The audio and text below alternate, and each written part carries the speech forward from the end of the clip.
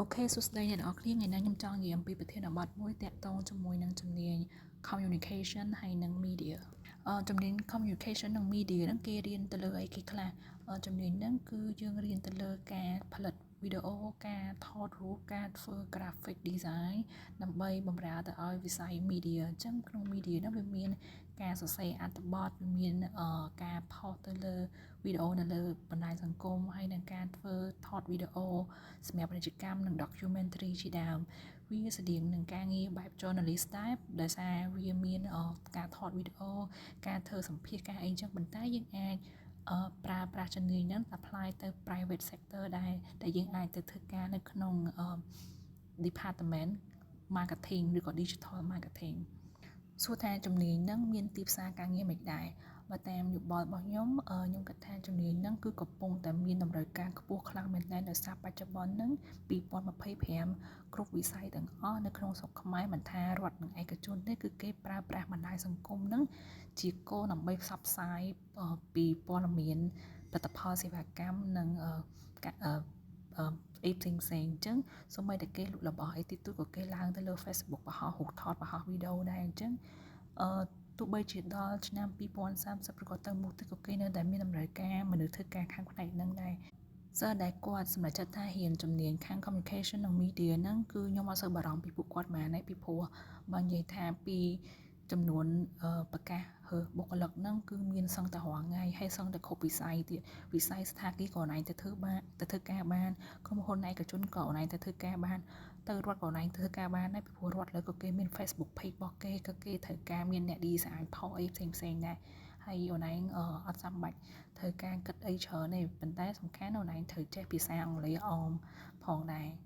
ហើយជំនាញហ្នឹងគឺយើងអាចហ៊ានជាលក្ខណៈ4ឆ្នាំ Bachelor Degree ឬក៏គេហៅថាបញ្ញាបត្រចំណែកដែលសាលាដែលបរៀនជំនាញ Communication និង Media ហ្នឹងមានដូចជាសាលាភូមិន្ទភ្នំពេញដែលគេហៅថា Department DMC មាននៅសាលាសាកលវិទ្យាល័យបញ្ញាសាស្ត្រមាននៅ Norton ហើយនឹងមានសាលាផ្សេងប៉ុន្តែ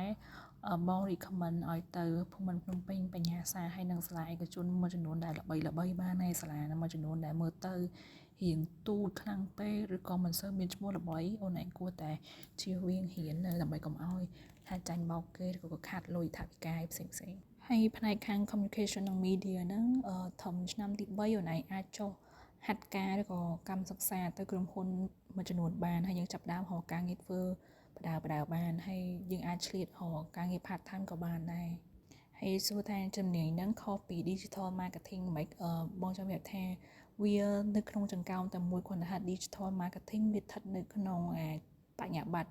communication និង media អានឹងអ្វីដែលបងដឹងណាហើយបើសិនជាបងគិតខុសអូនឯងជួយ comment ផងថាឥឡូវវាមានការប្រែប្រួលអីខ្លះហើយអូនឯងក៏មិនចាំបាច់បារម្ភច្រើនពេកដែរពេលដែលយើង sign up ហ៊ានបញ្ញាបត្រហ្នឹងគឺឆ្នាំទី1ហ្នឹងគេមានបរៀនភាសាអង់គ្លេសឲ្យយើងជាទូទៅហើយគេមានបំពន់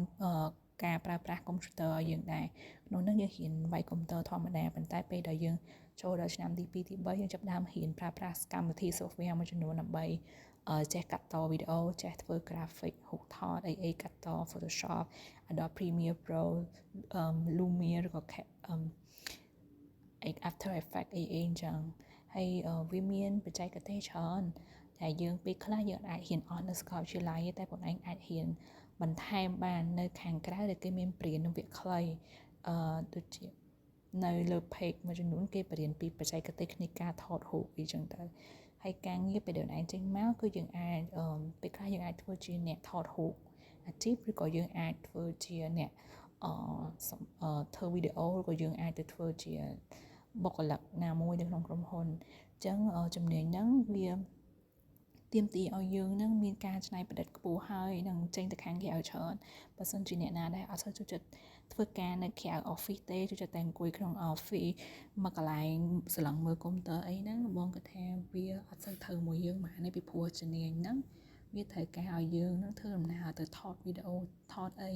ពេលខ្លះវាមិនតែពេលថ្ងៃទេពេលយប់ក៏មានដែរហើយធ្វើឲ្យយើងនឹងម៉ែនេះសង្កេតថាយើងត្រូវតែអត់ធ្មត់ពីព្រោះតែយើងត្រូវទៅថតវីដេអូដល់ណាយើងត្រូវទៅដល់នឹងដូចគ្នាហើយការកាត់តការកាត់អីហ្នឹងគឺយើងត្រូវ mid deadline មកន័យថាគេកំណត់ថាអាទិត្យហ្នឹងត្រូវយកបានចុះយើងព្យាយាមធ្វើការងារហ្នឹងឲ្យបានតាន់ពេលវេលាតែពេលខ្លះយើងអាចនឹងដាច់យកក៏ថាបានដែរប៉ុន្តែស៊ីសងទៅលើការរៀបចំពេលវេលារបស់យើងឯងហើយយើងក្រៅពីគំនិតច្នៃប្រឌិតភាសាអង់គ្លេសហើយនឹងការតស៊ូហើយនឹងចូលចិត្តចេញទៅក្រៅមកគាត់ថាវាស័ក្តិសមអ្នកដែលគាត់ចង់រៀនតែបើសិនជាអ្នកក្រៅពីហ្នឹងអត់សូវមានគំនិតច្នៃប្រឌិតទេអត់សូវចូលចិត្តចេញទៅក្រៅទេមិនបាច់រៀនជំនាញហ្នឹងវាអាចនឹងអត់ត្រូវមួយចំណូលចិត្តរបស់យើងអូខេហើយបងមានមតិយោបល់ប៉ុណ្ណឹងដើម្បីជាជំនួយក្នុងការពិចារណាបងអាចភាសាជាមួយនឹងអ្នកផ្ទះឬក៏